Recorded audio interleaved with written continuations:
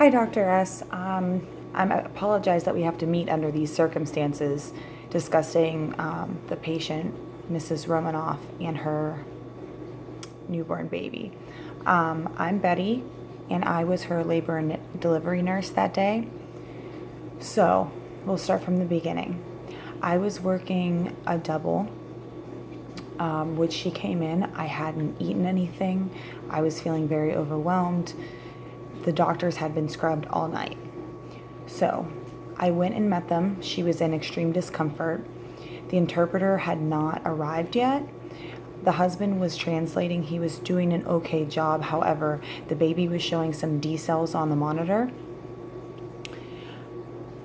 I was concerned for her. However, she hadn't been evaluated by a physician.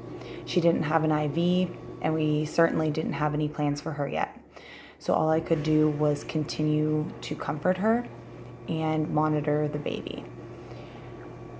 One of my coworkers came and relieved me for a short time just so that I could eat something. After that, I had told the physician, well, it was the resident, that I needed him to go and assess my patient, Mrs. Romanoff. He was clearly himself also in and out of surgeries all night, and he was being pulled in a million different directions. He ended up going to another patient room and said that the medical student could assess Mrs. Romanoff. As soon as the medical student went in, she immediately rushed out, and we rushed her for an emergency C-section. We assured the dad that everything would be okay. He waited in the waiting room. The C-section was tricky in that she didn't have a patent airway. We had to call a condition and get her an emergency trach for her airway. The anesthesia wasn't working as quickly as the attending wanted to, so they ended up doing general. That's why she needed to be intubated. The anesthesiologist couldn't intubate her, so they called the code team. It took a few minutes for them to arrive because they didn't know where the C-section was going on.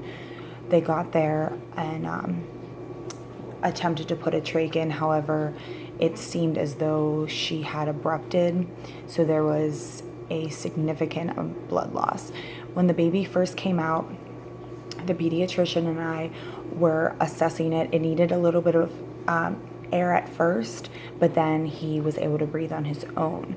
I gave him what I thought to be the vitamin K shot. Per the pediatrician's instructions, I had accidentally given the baby Methergin.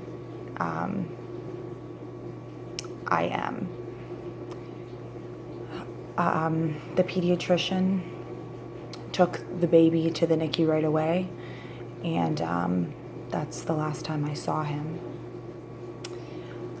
Again, I'm really sorry we were meeting under these circumstances. That's what happened as far as my perspective for that day.